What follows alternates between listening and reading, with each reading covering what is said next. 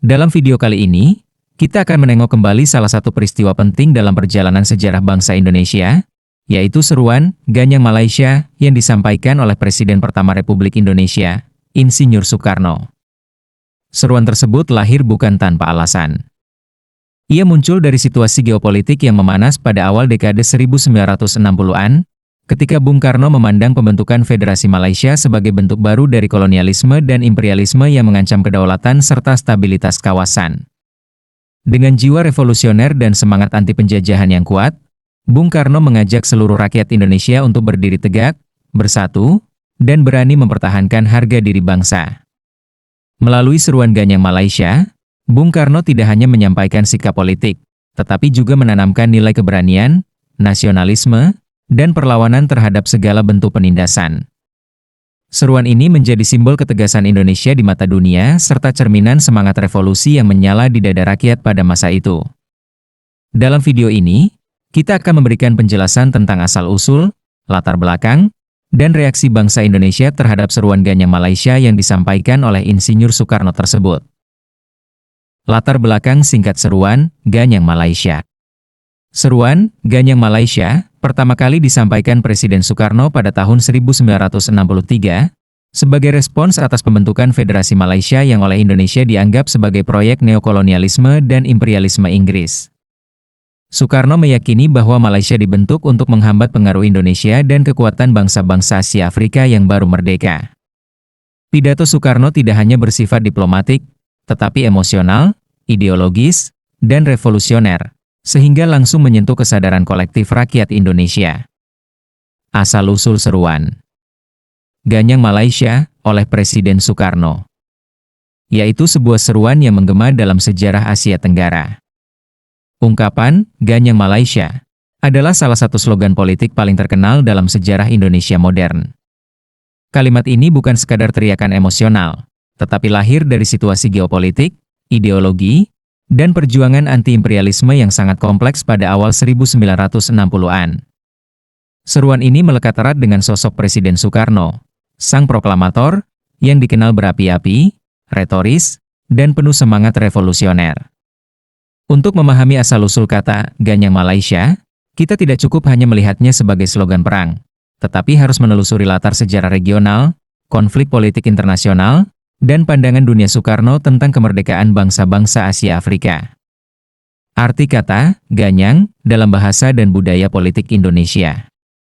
Secara bahasa, kata Ganyang dalam bahasa Indonesia berarti menghancurkan sampai tuntas, memukul habis, menyerang tanpa kompromi. Dalam konteks pidato Soekarno, kata Ganyang bukan hanya bermakna fisik, tetapi juga menghancurkan sistem, melawan dominasi, menentang penjajahan gaya baru.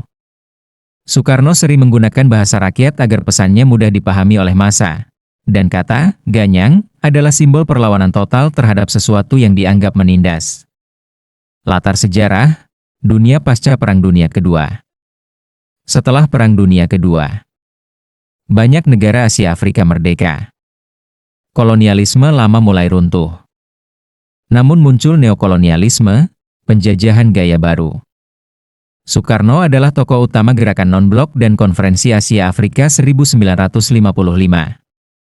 Ia sangat menentang imperialisme Barat, pengaruh Inggris dan Amerika Serikat, pembentukan negara-negara boneka kolonial. Dalam pandangan Soekarno, kemerdekaan bukan hanya soal bendera, tetapi kedaulatan penuh tanpa campur tangan asing. Pembentukan negara Malaysia. Akar masalah. Pada tahun 1961-1963, Inggris merancang pembentukan Federasi Malaysia yang terdiri dari Malaya, Malaysia Barat, Singapura, Sabah, Sarawak. Inggris beralasan bahwa federasi ini untuk stabilitas kawasan, perlindungan dari komunisme. Namun bagi Soekarno, ini adalah proyek neokolonialisme Inggris di Asia Tenggara. Soekarno menilai bahwa Inggris ingin tetap mengontrol Asia Tenggara. Malaysia dibentuk tanpa aspirasi murni rakyat. Keberadaan Inggris masih kuat secara militer dan ekonomi. Pandangan Soekarno. Malaysia sebagai negara boneka. Soekarno tidak membenci rakyat Malaysia, tetapi menentang sistem politiknya. Peran Inggris di balik pembentukannya. Ia menyebut Malaysia sebagai negara buatan imperialis Inggris. Dalam pidatonya, Soekarno menegaskan bahwa Indonesia tidak anti Melayu. Indonesia anti kolonialisme. Malaysia dianggap mengancam revolusi Indonesia. Konfrontasi Indonesia-Malaysia 1963-1966. Akibat penolakan Indonesia, terjadilah konfrontasi Indonesia-Malaysia. Bentuk konfrontasi: operasi militer terbatas, penyusupan pasukan, propaganda politik, tekanan diplomatik. Konfrontasi ini bukan perang terbuka besar, tetapi konflik intens bersenjata dan ideologis. Pidato bersejarah Soekarno, lahirnya seruan Ganyang Malaysia. Seruan Ganyang Malaysia pertama kali digaungkan secara luas dalam pidato-pidato Soekarno tahun 1963-1964, terutama pada pidato 17 Agustus 1964, tahun Vivere Pericoloso. Dalam pidato ini, Soekarno menyampaikan, selama masih ada proyek neokolonialisme Inggris bernama Malaysia, maka revolusi Indonesia terancam. Oleh sebab itu, Ganyang Malaysia. Pidato ini disampaikan di hadapan rakyat Indonesia, militer, dunia internasional. Seruan ini kemudian menjadi slogan nasional, yel-yel militer, propaganda politik. Makna ideologis di balik seruan Ganyang Malaysia memiliki makna ideologis: anti-imperialisme, anti-neokolonialisme, solidaritas Asia-Afrika, perlawanan terhadap dominasi Barat, penegasan kedaulatan Indonesia. Bagi Soekarno, ini adalah pertarungan antara bangsa merdeka dan penjajah gaya baru. Dampak di dalam negeri Indonesia. Seruan ini berdampak besar. Mobilisasi rakyat. Semangat nasionalisme meningkat. Dukungan militer menguat. Ekonomi semakin tertekan. Politik makin panas. Banyak pemuda mendaftar sebagai relawan konfrontasi. Reaksi Malaysia dan dunia internasional. Malaysia merasa terancam. Memperkuat militer. Didukung Inggris, Australia, dan Selandia Baru. Dunia Barat menganggap Indonesia agresif. Hubungan Indonesia Barat memburuk. Indonesia keluar dari PBB 1965. Berakhirnya konfrontasi dan nasib slogan. Setelah peristiwa 1965 dan jatuhnya Soekarno, kebijakan konfrontasi dihentikan. Indonesia dan Malaysia berdamai. Slogan Ganyang Malaysia tidak lagi digunakan resmi. Namun, slogan ini tetap hidup dalam sejarah, buku, pidato, dan memori kolektif bangsa. Makna historis hari ini. Hari ini, Ganyang Malaysia dipahami sebagai produk zamannya. Simbol perlawanan anti-imperialisme. Ekspresi politik revolusioner Soekarno. Bukan seruan kebencian antar bangsa. Indonesia dan Malaysia kini bersahabat, serumpun, bekerja sama dalam ASEAN. Jadi sebuah seruan dari zaman revolusi. Seruan Ganyang Malaysia adalah cermin jiwa zaman revolusi Indonesia di bawah Soekarno. Ia lahir dari ketegangan geopolitik, semangat anti penjajahan, idealisme besar tentang kemerdekaan sejati. Soekarno tidak sekadar berteriak, tetapi sedang mengobarkan perlawanan terhadap kolonialisme dunia. Sejarah mengajarkan bahwa setiap slogan lahir dari konteksnya. Memahaminya secara utuh adalah bentuk kedewasaan dalam melihat masa lalu bangsa. Dan reaksi apa yang terjadi setelah Soekarno menyatakan seruan itu? Reaksi psikologis dan emosional rakyat Indonesia. 1. Ledakan nasionalisme dan semangat revolusioner. Setelah seruan, Ganyang Malaysia, dikumandangkan, gelombang nasionalisme meluap di seluruh penjuru negeri. Rakyat dari berbagai lapisan, buruh, petani, mahasiswa, pemuda, hingga seniman, merasakan kebanggaan sebagai bangsa besar. Keyakinan bahwa Indonesia adalah pemimpin revolusi Asia Afrika. Semangat melawan imperialisme Barat. Bagi banyak rakyat, seruan ini bukan sekadar slogan, melainkan panggilan kehormatan bangsa. 2. Dukungan massa yang luas dan militan. Reaksi rakyat Indonesia secara umum sangat mendukung penuh kebijakan Presiden Soekarno.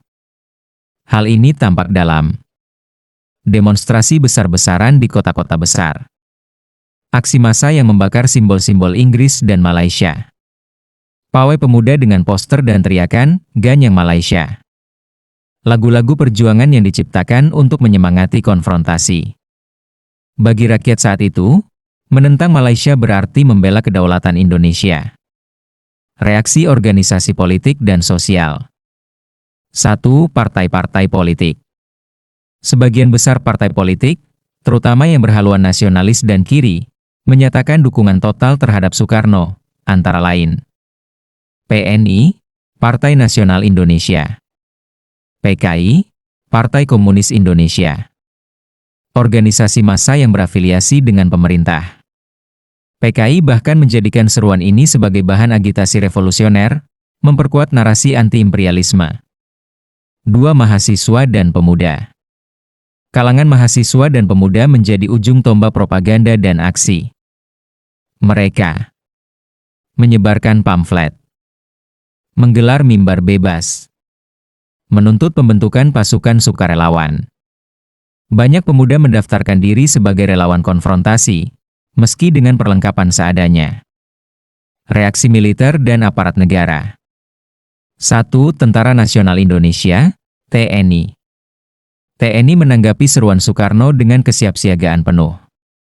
Reaksi militer meliputi pengiriman pasukan ke wilayah perbatasan Kalimantan, operasi penyusupan dan intelijen ke wilayah Malaysia, pelatihan pasukan sukarelawan.